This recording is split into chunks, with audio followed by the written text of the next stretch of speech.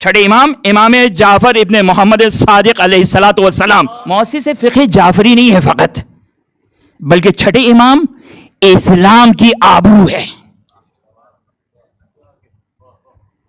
اسلام مسلمانوں کی آبرو ہے. یہ تو ہو گیا مدعا مسلمانوں کی آبرو. کیسے کہا مولانا آپ نے؟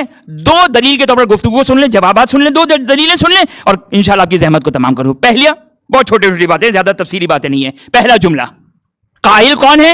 خود ابو حنیفہ امام اہل سنت کے 4 امام ہیں. میرے اپنے بچوں جوانوں کی خدمت میں عرض کریں ابو حنیفہ. اب میں ان کی قد اور قامت کے اعتبار سے بیان کر رہا ہوں. امام ابو حنیفہ، امام مالک، امام شافعی، امام احمد ابن حنبل. شیخ صدوق کتاب من لا یحضر الفقی میں امام ابو حنیفہ کے جملے کو نقل کرتے. میرا بچہ جوان اپنے امام کی قدر و قیمت کو جانے. ہم یہ جملہ کسی شیعہ امام کا جملہ نہیں ہے، کسی شیعہ امام کا جملہ نہیں ہے، کسی شیعہ مفکر کا جملہ نہیں ہے. آپ اس کو سنیں کس دید سے، کس فکر سے کہ ایک غیر چھٹے امام کے بارے میں جملہ استعمال کر رہا ہے. کوئی شیعہ مفکر نہیں کہہ رہا ہے، وہ نہیں کہہ رہا ہے جو علی ولی اللہ کہہ رہا ہے، جو چھٹے امام کی ولایت اور امامت کو ماننے والا ہے. نہیں، ہاں شاگردی ضرور اختیار کی ہے، شاگرد ضرور رہا ہے امام کا، لیکن امام کے اوپر عقیدہ نہیں رکھتا ہے، امام کے اوپر ایمان نہیں رکھتا ہے. اسلام، دو جملہ مجھے اجازت دے دیے، 2 جملے آپ کی خدمت میں عرض کر دوں. یاد رکھیے گا، دیکھیں اسلام میرے اور آپ کی گھر کی نماز اسلام نہیں ہے، میرے اور آپ کے اپنے شہروں میں روزہ اسلام نہیں ہے. اسلام کی طاقت، اسلام کی قدرت، اسلام کی آبرو کہاں نظر آتی ہے؟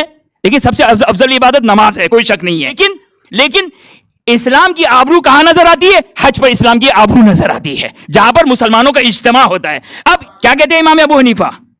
آبرو اسلام لولا جعفر ابن محمد علیہ الصلوۃ والسلام، یہ علیہ الصلوۃ والسلام میرا جملہ ہے، لولا جعفر ابن محمد علیہ السلام ما علم الناس مناسک حجہم. اللہ اکبر، توجہ کیجئے گا. دیکھیں آپ اس کو امام کے شاگرد کے عنوان سے نہ دیکھیں کہ وہ فقیہ ہیں کہ اگر مدینے کے ایک بوسیدہ گھر میں چھٹے امام اپنے اصحاب کو دین خدا بیان کر رہے ہیں، فقہ اور شریعت بیان کر رہے ہیں، تو ایک مد مقابل یہ فقہ ابو حنیفہ پوری اس کی دستگاہ ہے، پورا اس کا سلسلہ ہے، پورا اس کا تسلسل ہے. وہ یہ جملہ کہہ رہے ہیں لولا جعفر ابن محمد. یعنی توجہ کریں، مسلمانوں کو احرام پہننا سکھایا، یہ میرے الفاظ ہے، مسلمانوں کو لبیک کرنا سکھایا، مسلمانوں کو دین بتایا. لولا جعفر ابن محمد، اگر جعفر ابن محمد کا وجود مبارک نہ ہوتا، ما علم الناس، لوگوں کو حج کے مناسک پتہ ہی نہ چلتے.